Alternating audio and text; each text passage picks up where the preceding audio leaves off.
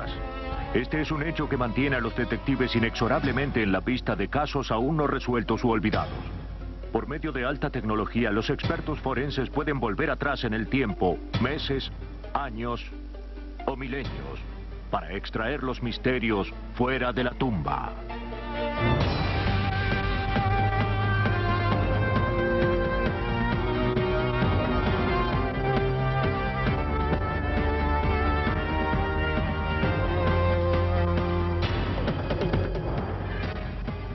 Los nuevos detectives. Casos estudiados por la ciencia forense. Hoy presentamos Fuera de la tumba. De San Diego a San Francisco, las carreteras costeras de California son algunos de los más hermosos paseos del mundo. Yendo hacia el norte, grandes extensiones de arena relucientes y caminos muy frecuentados dejan lugar a un paisaje muy distinto. A medida que la carretera serpentea a través de la península de Monterrey, las montañas se unen al mar en una majestuosa alianza de poder y belleza. En el Gran Sur, California, el inmenso cielo y el océano Pacífico sin límites atrae a los visitantes al mismo borde de los acantilados para apreciar la grandiosa vista del fin de la Tierra y tomar una fotografía para recordarla. Pero a veces la atracción es demasiado intensa.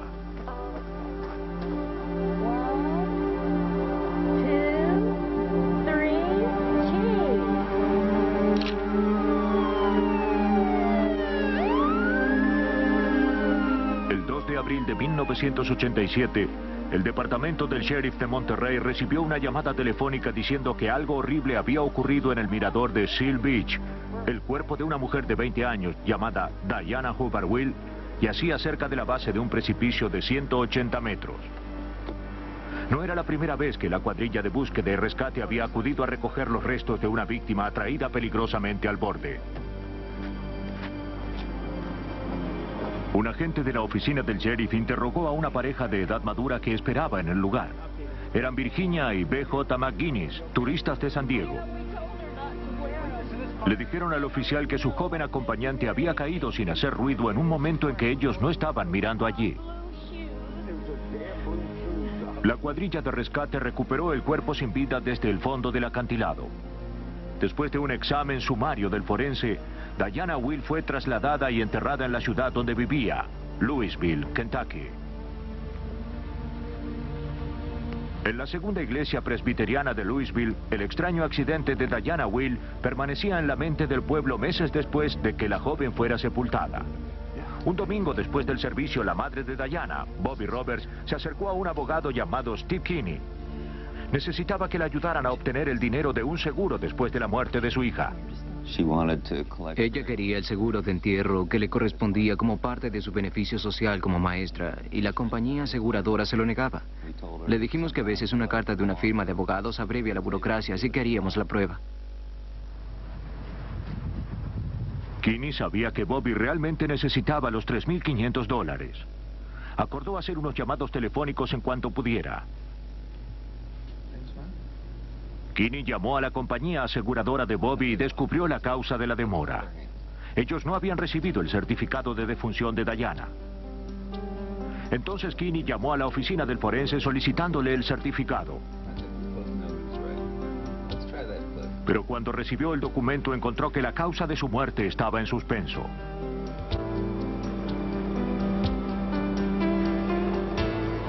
En razón de que la muerte de Diana se consideró un accidente, la cuadrilla de rescate no había hecho más que recuperar el cuerpo. No se había recogido ninguna evidencia, ni se habían tomado fotografías. El cuerpo fue enviado a la oficina del forense de Monterrey, y los análisis no mostraron indicios que dieran lugar a sospecha. La simple solicitud de Bobby Roberts había desencadenado una serie de trámites burocráticos. Pero Kinney insistió. Se puso en comunicación con el Departamento Legal Ejecutivo de Monterrey y descubrió que el caso se consideraba suspendido. El certificado no se podía extender hasta que se determinara la causa de la muerte, pero el departamento del sheriff había abandonado el caso por falta de evidencias. Hacía meses que Diana había muerto. ¿Qué podía estar deteniendo el trámite? Kinney llamó nuevamente a la compañía aseguradora de Bobby para ver si había alguna forma de acelerar el pago. Cuando volvimos a llamar, tropezamos con algo totalmente inesperado. Existía un seguro de vida de Diana a favor de otra persona, quien había formulado el reclamo por esta póliza. Esa otra persona no era nada más que Virginia McInnes, la mujer con quien Diana había pasado sus últimas horas. Justamente un día antes de la muerte de Diana, Virginia había sacado una póliza de $35,000 sobre la joven. Al día siguiente de la muerte, ella había intentado cobrarlo. Kinney pensó que la caída accidental de Diana se estaba transformando rápidamente en algo más siniestro. Pero sin un testigo, sin un cuerpo, ¿cómo se podía distinguir entre un simple empujón o una caída fatal? Pregúntese usted mismo, ¿cómo se puede probar que una persona fue empujada a un barranco? Imagínese, usted está parado en el borde del acantilado y usted cae. Piense en las lesiones, estará muy golpeada, habrá huesos rotos, habrá hematomas en su cuerpo. Su cuerpo terminará al pie del barranco y ahora póngase otra vez en el acantilado del barranco e imagine que la empujan. Los mismos hematomas, algunos huesos rotos. Bueno, no es del todo así. ¿Qué cosas son perfectas en la vida? Ahora tienes una más, la comunicación.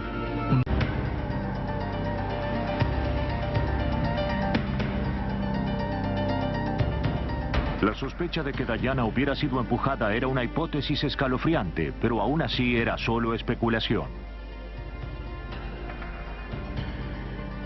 Para probar un delito, Kinney necesitaba pruebas.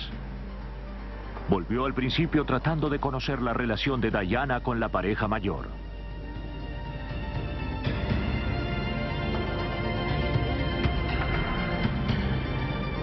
Virginia y B.J. McInnes, los padres de una de sus amigas, la habían llevado a su casa en San Diego después que se separara de su esposo.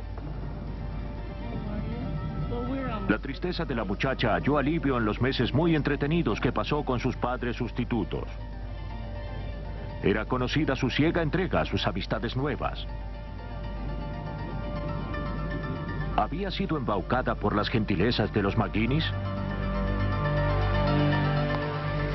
Para comprobar sus sospechas, Kinney obtuvo una copia del informe de la autopsia en la oficina del forense de Monterrey. Y encontró algo extraño. Una prueba de sangre reveló la presencia de una droga llamada amitriptilina, más conocida como el Advil.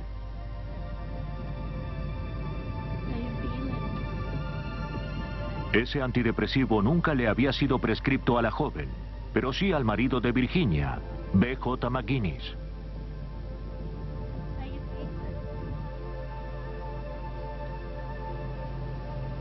La toxicóloga Catherine Ham repitió las pruebas de un tubo que contenía sangre de Diana que había sido congelada después de su autopsia. Su tarea consistía en comprobar los niveles de la droga. Kinney esperaba que de haberse cometido un crimen, sería posible probarlo en el laboratorio. Creo que muchas personas que cometen crímenes subestiman nuestro trabajo en el laboratorio. Para probar la presencia de productos químicos en la sangre, Ham agrega un solvente a la muestra. Se hace oscilar el tubo durante 20 minutos, lo que produce el traslado de las drogas de la sangre al solvente. Se retira el solvente del tubo y se evapora. El solvente reconstituido se inyecta en un cromatógrafo a gas, un instrumento que separa los compuestos de acuerdo a sus propiedades químicas. Ham comparó la composición estándar para la droga y los productos de su desintegración con el cromatograma de la sangre de Diana. Ambos coincidían. Por estar congelada durante tanto tiempo, la sangre había sufrido degradación. Ham no podía determinar cuándo Diana había tomado la droga ni cuánto había ingerido. Lo que sí sabía era que había el Advil en su sistema cuando ella murió. Por la desorientación que provoca y otros efectos secundarios desagradables, era difícil pensar que ella lo hubiera tomado como un estimulante.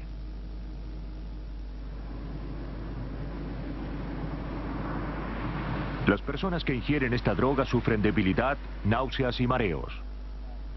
Estos síntomas se acentúan en personas que, como Diana, no toman la medicación regularmente. Al informarse de los efectos del Elavil, Kinney se dio cuenta que necesitaba revisar la opinión que se había formado de los últimos momentos de Diana. Si, como Ham sugirió, debió sentir náuseas e inestabilidad, es probable que se hubiera resbalado y caído, no arrojado al vacío. Aunque no se habían tomado fotografías de la escena del crimen, el periodo de tiempo antes de la caída estaba bien documentado. Virginia había enviado a la madre de Diana el rollo de fotografías tomadas el día del accidente como señal de condolencia. ¿Podría ser que estas tomas le revelaran a Kinney la causa de la muerte? A primera vista, las 15 fotografías cronológicas mostraban un típico paseo de turistas. Diana parecía cómoda y contenta al posar para la cámara. Pero a medida que Kinney observaba más atentamente las imágenes, sospechó que estaba presenciando una trama asesina.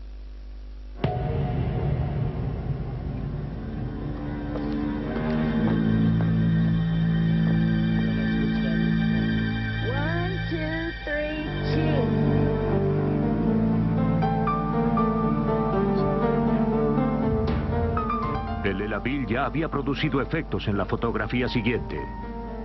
Los ojos brillantes de la joven se habían vuelto opacos.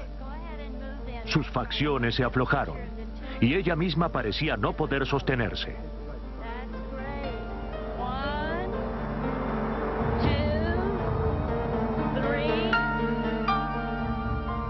Cuando Kinney llegó a la foto número 11, lo primero que se le ocurrió fue: Diana lo sabe. Lo que en un comienzo parecía un inofensivo paseo junto al mar, reveló ante un examen más minucioso el terrible momento previo a la muerte de Diana. En ese borde se pueden ver los zapatos apuntando hacia las piedras del camino, pero se alcanza a ver borrosamente la cabeza que se da vuelta al darse cuenta que la están empujando. Y cuando ella gira la cabeza del modo que cualquiera miraría al sentir que lo empujan, la foto resulta borrosa. No se distinguen los rasgos de su rostro, pero sus zapatos siguen apuntando hacia BJ, la persona en quien confiaba.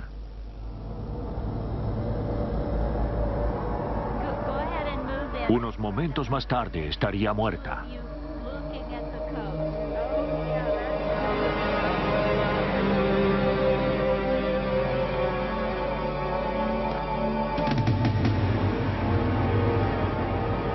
Kinney opinaba que las extrañas y perturbadoras circunstancias de esta muerte llevaba a una sola conclusión.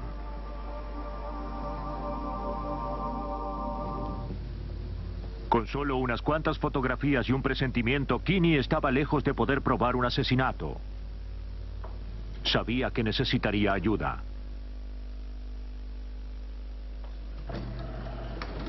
En Louisville, Kentucky, Steve Kinney volvió a consultar el informe de la autopsia de Diana, buscando un hilo de evidencia que apoyara la hipótesis del crimen.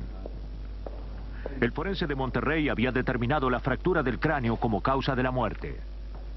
Deducía que había perdido pie ya que sus zapatos eran de tacos muy altos. En su opinión no había nada sospechoso. Sobre las circunstancias del así llamado accidente, Kinney no estaba tan seguro. Se preguntaba si entre los escasos hallazgos del forense no habría nada que sugiriera lo contrario. Kinney llevó las fotografías de la autopsia a la patóloga forense Barbara Weekly Jones. ¿Sería posible que su análisis pudiera diferenciar un crimen de un accidente? Steve Kinney se sorprendió cuando le dije que algunas de las lesiones implicaban algo más que una muerte accidental. Las manos magulladas de Diana constituyen la evidencia física más elocuente. No mostraban la clase de lesiones típicas de una caída. Las uñas de acrílico habían sido arrancadas o rotas y el granito incrustado en ellas hacía pensar que se había aferrado al borde para salvar su vida. O tal vez había luchado antes de caer. Además de las uñas desgarradas, sus manos presentaban indicios sospechosos. Kinney se preguntaba si el cráneo fracturado había sido el resultado o la causa de la terrible caída. El acantilado se inclinaba suavemente los primeros metros. Si Diana hubiera tratado de salvarse, habría hecho el intento de sujetarse a una roca o a la raíz de un árbol. Pero las palmas de sus manos no tenían lesiones, ni tampoco signos de intentar asirse de algo. Los hallazgos de Weekly Jones sustentaban la teoría de Kinney, de un empujón intencional y un deslizamiento sin resistencia. Kinney necesitaba investigar más profundamente a los sospechosos, Virginia y B.J. McGuinness.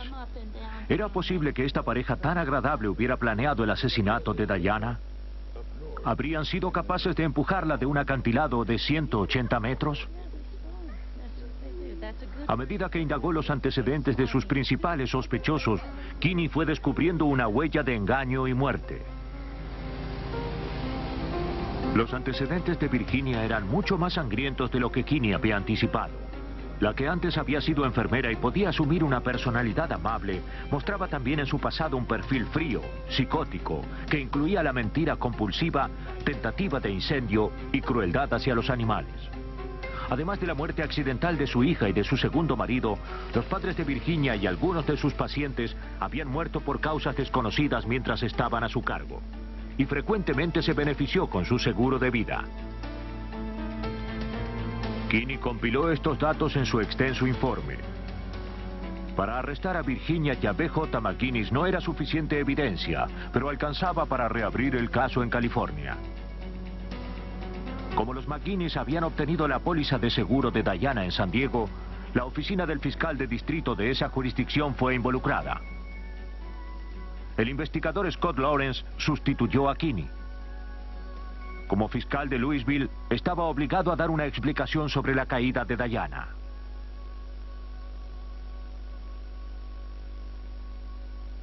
Pero el caso de Diana no tenía el beneficio de muchas evidencias físicas. Lawrence intentó desbaratar la teoría de la caída accidental recomponiendo la trayectoria de Diana. Hacía ya más de 1 año y medio de la muerte de la joven, de modo que cualquier indicio de sangre o alteración en la geografía ya habrían sido borrados. Lo único que Lawrence sabía con seguridad era dónde había caído. Lo que necesitaba determinar era en dónde había empezado la caída. Una de las cosas que debíamos investigar era dónde estaba parada en sus últimos momentos. Fue en este desvío muy cerca de donde yo estoy. Eso está basado en evidencia testimonial y fotográfica. Basado en la afirmación de Lawrence, este no era un lugar donde una persona podría perder pie, aún con zapatos de taco alto. El suelo era relativamente llano y sólido. Ahora Lawrence pudo recrear el recorrido de Diana barranca abajo. Aunque él era un alpinista novato, por su fuerte compromiso con la verdad se sintió obligado a hacer el mismo descenso con una cámara en la mano. De su análisis topográfico, Lawrence concluyó que Diana estaba muerta o casi muerta antes de caer desde el borde del mirador. En primer lugar, la primera sección del acantilado no tenía una pendiente abrupta. Si Diana hubiese caído por accidente, aquí probablemente hubiera podido detenerse y tal vez habría gritado. Después de la primera inclinación, el acantilado cae abruptamente. Lawrence hizo la experiencia de ver con cuánta velocidad cayó y cuál fue el trazo del descenso de Diana. Si tomamos piedras y las lanzamos hacia abajo, uno tiene una idea bastante clara de cuánto se acelera la caída después de pasar la primera cuesta y después de pasar el primer precipicio de 12 metros a mi derecha. Si Diana hubiera sufrido una caída libre desde el precipicio, habría dado en la base a una velocidad de casi 200 kilómetros por hora. Sin embargo, su cuerpo estaba entero, sin marcas de haber dado tumbos y con relativamente pocas fracturas. La investigación de Lawrence corroboró el análisis que Weekly Jones había hecho del cuerpo. La caída de Diana fue un desplazamiento lento y laxo, y no una caída acelerada, dándose golpes a alta velocidad. La cuidadosa reconstrucción de la caída que realizó Lawrence no concordaba con el relato de los McGuinness. En septiembre de 1989, la policía había recogido suficiente evidencia incriminatoria para arrestar a los McGuinness. Durante el juicio, el mirador del acantilado se transformó en una sala de tribunal. La minuciosa reconstrucción de Lawrence tuvo un profundo impacto en el jurado. La odisea que empezó en la oficina de Steve Kinney terminó cuando el jurado declaró a Virginia McGuinness culpable de conspiración, homicidio en primer grado, falsificación y homicidio para obtener ganancia económica. Fue condenada a cadena perpetua sin posibilidad de libertad condicional. B.J. McGuinness había muerto de neumonía antes del juicio. Epson, las impresoras que te dan calidad. Durante 7 años, Susan Davis soportó un matrimonio desgraciado con un activo agente de seguros llamado Ralph. Siempre pensaba en abandonarlo, pero nunca se alejaba mucho de su hogar en Missouri, Columbia. Entonces, una noche de junio de 1985, después de un largo día de trabajo como secretaria, subió a su Ford Escort y partió para no ser vista nunca más. Cuando al día siguiente faltó a su trabajo y además no contestó las llamadas telefónicas, su madre llamó a la policía. Oficiales del departamento de policía de Boone interrogaron a sus parientes y registraron la casa de los Davis, pero no encontraron nada que indicara que Susan había sido secuestrada. Algunas personas creían que la partida de Susan era su forma de romper con una vida que se le había hecho penosa y complicada. En el momento de su desaparición, Susan había hecho algunos cambios importantes. Se había separado de Ralph y había enviado a sus 2 hijos, Robbie y Angela, a vivir con sus padres en Iowa. Quizás estaba empezando una nueva vida en alguna otra parte del país. El capitán Larry McGray condujo la investigación. Cuanto más examinó en los archivos policiales, más se convencía de que Ralph había sido realmente un marido abusivo. Durante su matrimonio, Susan había vivido a merced de la crueldad de su marido. Una noche en 1985, unos pocos meses antes de su desaparición, había llegado al límite de sus fuerzas. Temiendo por su vida y por la seguridad de sus hijos, juntó coraje y llamó a la policía. Ralph fue arrestado. Investigamos un caso en el que Ralph la había golpeado. Hubo fotografías y una decisión a favor de la mujer. Le dijeron a Ralph: no puedes volver a tu casa. No te acerques a Susan y los niños. Unos pocos días en la cárcel no consiguieron calmar a Ralph. Estaba furioso en el momento que fue liberado bajo fianza. Luego Susan desapareció. Las violentas relaciones de Ralph apoyaban la teoría de que Susan había desaparecido sin dejar rastros, buscando seguridad, pero para McRae las piezas todavía no encajaban. ¿Por qué esta madre cariñosa no se había comunicado con sus hijos? ¿Por qué no había hablado con su madre para decirle que estaba bien?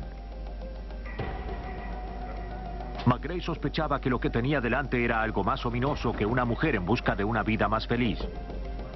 McRae creía que Ralph Davis no estaba diciendo toda la verdad. Pero sin ninguna evidencia, la policía no tenía ningún curso de acción. No había un cuerpo, no había indicios. Hasta el automóvil de Susan había desaparecido. La única opción que tenía McRae era seguir buscando y esperar que un día apareciera una pista. No se imaginaba que la espera se iba a extender tanto.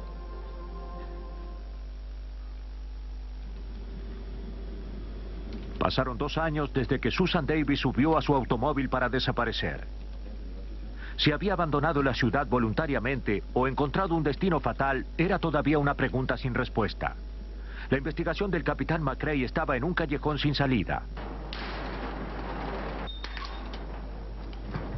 Un día, el dueño de un local de depósitos arrancó el candado del lugar, ya que estaba alquilado a un cliente que no pagaba sus cuentas. Adentro había un Ford Escort con la ventanilla del conductor destrozada. El nombre del cliente no era otro que Ralph Davis. Se avisó al capitán McRae. Se realizó la identificación del vehículo y se confirmó que era el automóvil de Davis. McRae se asomó al interior y lo que vio fue terrible. Cuando nos aproximamos al automóvil y miramos dentro, no tuvimos dudas de que alguien había muerto dentro del vehículo. Sangre y restos de tejido salpicados sobre el tablero, los asientos y los parasoles. Fragmentos de vidrio junto con cápsulas de balas en el piso. Dos delicados refrescantes de ambiente ponían una nota de ironía siniestra en la escena. Después de 2 años de inacción forzosa, McRae se preparaba para enfrentar a su principal sospechoso, Ralph Davis. Davis presentó una versión que trataba de aclarar el caso del automóvil. Dijo que antes de abandonar la ciudad, Susan había ido a verlo, que tenía un arma, que él la dominó. La sacó de un tirón del automóvil y él se sentó al volante. Mientras él partía, Susan rompió la ventanilla con un brazo ensangrentando el vidrio. Esta poco creíble declaración no explicaba la existencia de trozos de tejido humano dentro del vehículo. Davis fue arrestado. La experiencia le decía a McRae que había detenido a un asesino brutal, pero probarlo a la corte era muy difícil, especialmente cuando la escena del crimen ya tenía 2 años. Para tener éxito, la investigación forense debía hacerse por 2 vías de acceso. Primero, el equipo de McRae tendría que establecer que un homicidio había sido cometido dentro del automóvil, y en segundo lugar, había que identificar a la víctima. McRae creía estar junto a los restos de Susan Davis, pero estaba lejos de probarlo. De acuerdo al patrón de sangre encontrada, la reconstrucción preliminar de la escena del crimen determinó que la víctima había sido asesinada dentro del vehículo.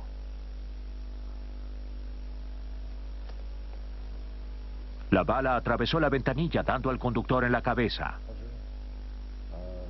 La fuerza del impacto envió a la víctima hacia el otro lado del automóvil, chocando primero con el espejo retrovisor con tal fuerza que rompió el parabrisas.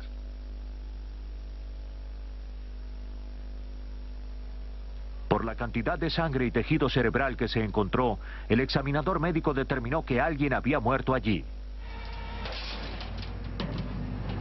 El automóvil fue remolcado hasta un lugar privado de depósito donde el equipo de McRae trataría de encontrar sentido a tanta confusión.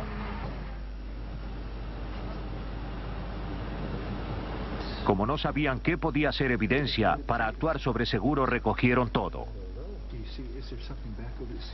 Con herramientas especializadas, equipos y frascos recolectores, los investigadores empezaron a desarmar el automóvil pieza por pieza, catalogando minuciosamente cada fragmento de hueso, tejido y cada mancha de sangre.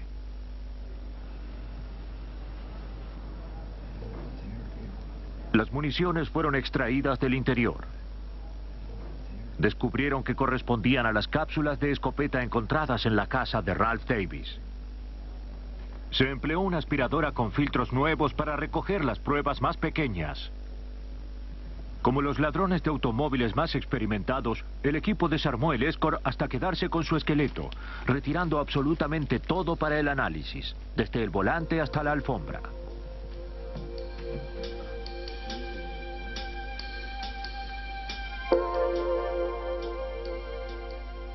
En el laboratorio del Departamento de Identificación de Esqueletos Humanos de la Universidad de Missouri, pequeños trozos de restos, algunos de metal, otros de vidrio, otros no identificados, fueron enviados en una caja de cerillos al antropólogo Sam Stapp. Si había fragmentos de huesos humanos entre los variados hallazgos, Stapp sabría cómo revelar sus secretos. Seguramente mi trabajo como antropólogo en este caso fue importante porque como antropólogos somos frecuentemente llamados para analizar muestras óseas. Somos probablemente los que más contacto tenemos con trozos y fragmentos de hueso, ya sean fósiles de 2 millones de años o pertenezcan a un cementerio moderno. 33 fragmentos, ninguno más largo de 5 o 6 milímetros, fueron separados en pequeñas cápsulas plásticas. Como los hallazgos eran tan pequeños, era prácticamente imposible definir a simple vista si eran óseos. Para esto, Stapp debía examinar las muestras en el microscopio. Pero antes había que prepararlas. Para hacer diapositivas, se fija cada fragmento en una sustancia plástica. A medida que se extrae el aire de la cámara al vacío, el plástico impregna la muestra y luego se endurece. Entonces se hacen cortes de la muestra tan delgados como el celofán. Cada corte se coloca en un dispositivo de vidrio para su observación.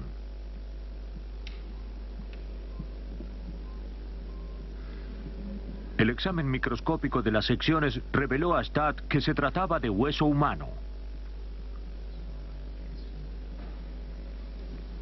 Stadt reconocía el origen de los fragmentos, un cráneo humano.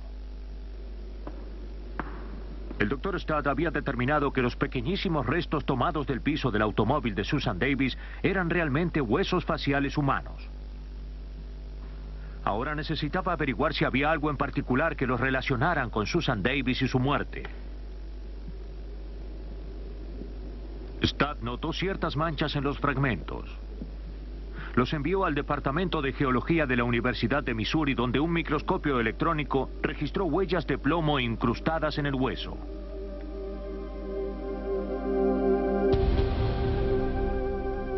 La presencia de antimonio indicaba que también había restos de pólvora, lo que implicaba que se había usado un arma de fuego. El examen minucioso de estos hallazgos estaba convirtiendo los detalles borrosos en un vívido cuadro de asesinato. Pero ¿cómo se podría vincular esto con Susan Davis? Stadt advirtió un rasgo curioso. Además de las manchas de plomo, había otra leve decoloración en el hueso. De acuerdo a la experiencia, esta indicaba que la víctima había estado tomando tetraciclina. El Dr. Stadt calculó que había recibido la droga al menos durante 3 meses antes de su muerte.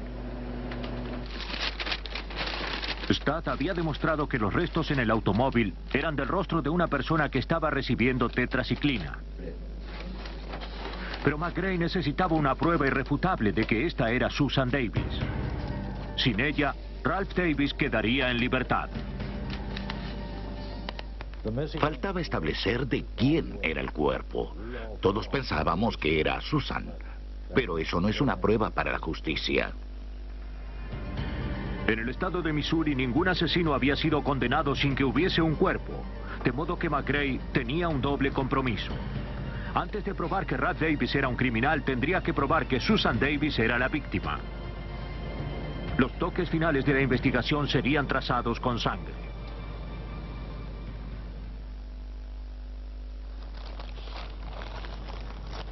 ¿Sería posible relacionar las manchas de sangre del lugar donde hace 2 años se cometió un crimen y la muerte de Susan Davis?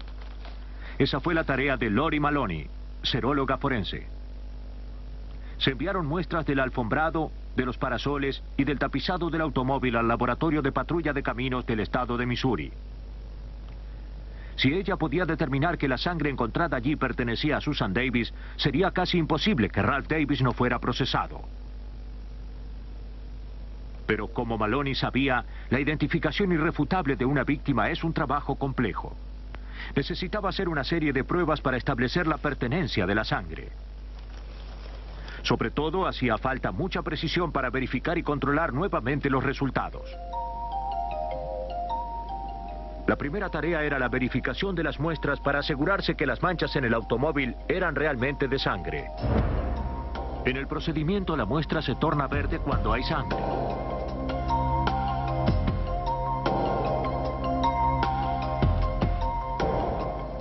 Luego Maloney debía confirmar que la sangre era humana. Agregó anticuerpos humanos a las muestras. Cuando la sangre humana y el anticuerpo humano entran en contacto, reaccionan formando una fina línea blanca.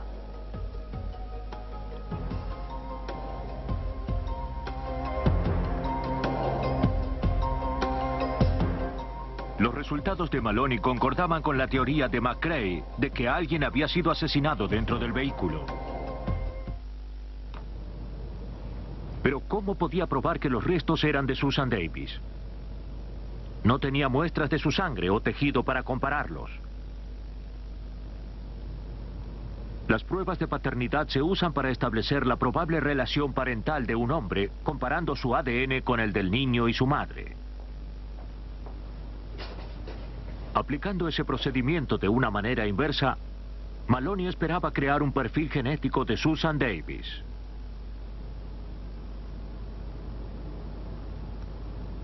Todo niño recibe la mitad de su ADN de su madre y la mitad de su padre.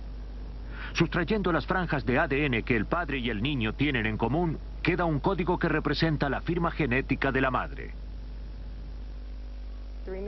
Las franjas que quedan pueden ser utilizadas para compararlas con las de la escena del crimen. Y si estas coincidieran, podrían ser de la madre. Con este procedimiento, el patrón de ADN de Ralph Davis fue sustraído del de sus hijos. Las franjas resultantes construían una imitación muy precisa de la impresión dactilar genética de Susan Davis. Este patrón se correspondía con las muestras encontradas en la alfombra del Ford Escort. Susan Davis había sido asesinada en su automóvil. La huella digital de una mujer desaparecida años atrás regresaba para resolver el crimen. Gracias al sagaz análisis forense y a una rigurosa reconstrucción de la horrible escena, la fiscalía convenció al jurado de que Ralph Davis había asesinado a su mujer en su automóvil.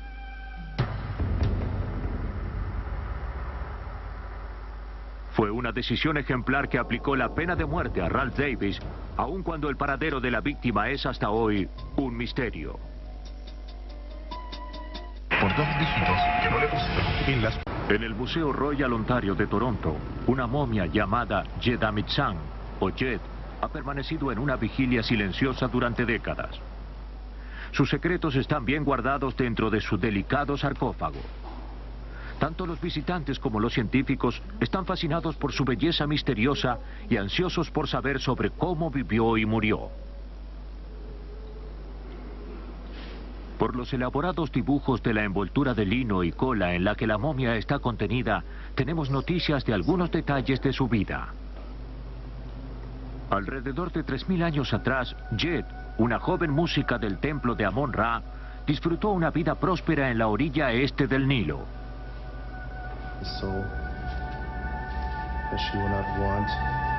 Los antiguos egipcios exaltaban la vida después de la muerte, pero solo podían alcanzarla si dejaban este mundo en la forma apropiada.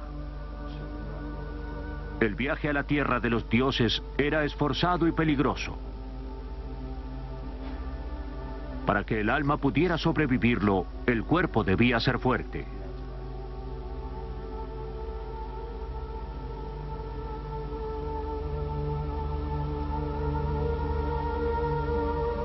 La momificación era la respuesta, una unión de la ciencia y la religión. Este proceso seguía un estricto y detallado procedimiento de aproximadamente 10 semanas. Después de la muerte, el cuerpo era higienizado y ungido. Se hacía una sola abertura en el abdomen, se extraían los órganos y se conservaban en tinajas. Sobre el cuerpo se esparcía natrón, un polvo secante hecho de sal y arena. Al calor de la tierra egipcia, el cuerpo estaría disecado completamente en 40 días. Se friccionaba la piel con aceites y resinas para mantenerla elástica. Se rellenaban las cavidades con tejido de lino para mantener los contornos naturales. El cuerpo se adornaba con maquillaje y joyas funerarias. Luego empezaba la ardua tarea de su envoltura. Con el fin de saber más acerca de los antiguos, muchos investigadores, como el pediatra Peter Lewin, se han visto obligados a ir desprendiendo las misteriosas envolturas. Lewin creció en Egipto y las momias lo fascinaron siempre. Hoy, además de su trabajo en el Hospital de Niños de Toronto, es un importante investigador de la paleopatología. La paleopatología es en realidad el estudio de las enfermedades del hombre de la antigüedad. Y eso puede hacerse examinando los cuerpos mismos. Y también con el uso de la más reciente tecnología de rayos X. ¿Cómo es posible que el Dr. Lewin investigara la vida de esta momia y la causa de su muerte sin profanar la santidad de la misma? La tecnología de rayos X, conocida como tomografía axial computada, fue la respuesta al dilema del Dr. Lewin. La máquina produce imágenes que son cortes transversales del cuerpo sin tocarlo. Cuando los cortes se juntan, se obtiene una imagen tridimensional.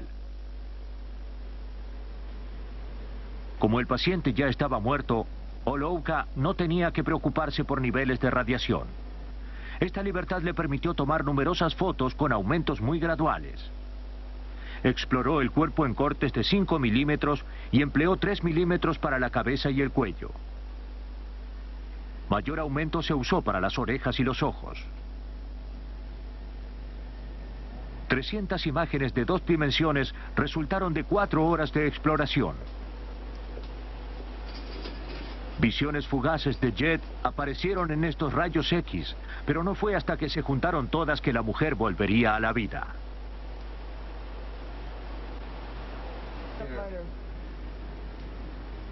Una vez completada esta minuciosa exploración, era ya el momento de que la momia se mostrara a sí misma. Una computadora compiló las imágenes en versiones de 3 dimensiones, pero la calidad no era buena. En los pacientes vivos, el hueso es denso y se ve blanco. La grasa, el músculo y la piel son grises. El líquido es negro. En el cuerpo de Jet, los huesos habían perdido minerales y se habían ablandado, mientras el tejido blanco se había endurecido. En lugar de una imagen bien contrastada, Jet se mostraba solo en matices de gris. Este problema de bajo contraste significaba que Holouka tenía que obtener las imágenes laboriosamente corte por corte. Producir una imagen del cráneo en un paciente vivo llevaba 10 minutos. Para obtener la reconstrucción del cráneo de Jet se necesitaron 3 horas y cientos de horas para obtener el cuerpo entero. Ahora Holouka podía desprender electrónicamente las capas. Después de retirar la capa más externa de la envoltura, llegó al material de lino que envolvía la cabeza. Se vieron círculos grises sobre las cuencas de los ojos. Los egipcios insertaban placas detrás de los párpados para que las facciones no se hundieran. De acuerdo con el ritual, el cerebro de Jet había sido extraído y el cráneo rellenado con tejido de lino. Finalmente apareció la imagen de una mujer joven con pequeña contextura. De acuerdo con el patrón de fusión del hueso, se calculó su edad en 30 a 35 años. Y lo primero que pensé cuando vi su cráneo, después de muchas imágenes tridimensionales, es que debe haber sido una linda mujer. Tenía los pómulos altos y un mentón bien definido. Holouka había usado la técnica de tomografía computada para explorar la momia. Ahora Lewin quería saber qué le había provocado la muerte. ¿Sería posible determinar la causa después de 3000 años? Lewin examinó la imagen del cráneo en 3 dimensiones. Observó una forma negra extraña en la mandíbula izquierda. Se dio cuenta de que se trataba de un absceso enorme. Aunque difícil de creer, Jet había muerto por una enfermedad dental. Los antiguos egipcios eran proclives a enfermedades dentales por su tipo de alimentación y su afición a los dulces. En el caso de Jet, el esmalte exterior de 24 de sus 28 dientes se había gastado exponiendo la raíz y la pulpa. Las raíces expuestas son muy dolorosas. También se infectan fácilmente. En este caso la infección se expandió desde el canal de la raíz hasta el hueso, en el que provocó varios abscesos. Lewin supuso que tal vez el quiste de pus se abrió y la infección pasó al cuerpo y envenenó la sangre. La muerte debió sobrevenir después de una agonía dolorosa y prolongada. Probablemente ella tuvo una muerte muy penosa debido a la infección general originada en este absceso dental de su mandíbula izquierda superior.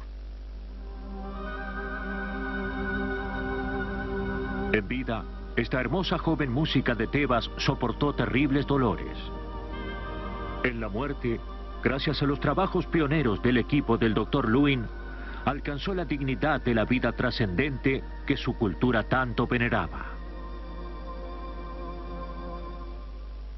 Con esta clase de imágenes hemos abierto un camino al uso de esta tecnología que no es destructiva y que nos proporciona extraordinaria información sobre las enfermedades del hombre antiguo.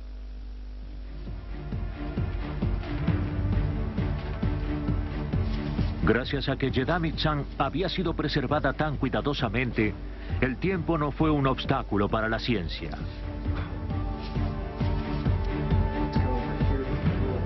Los detectives que rescatan la verdad de un pasado oscuro luchan constantemente contra los estragos del tiempo. Hoy, la ciencia es su más grande aliado en esa batalla.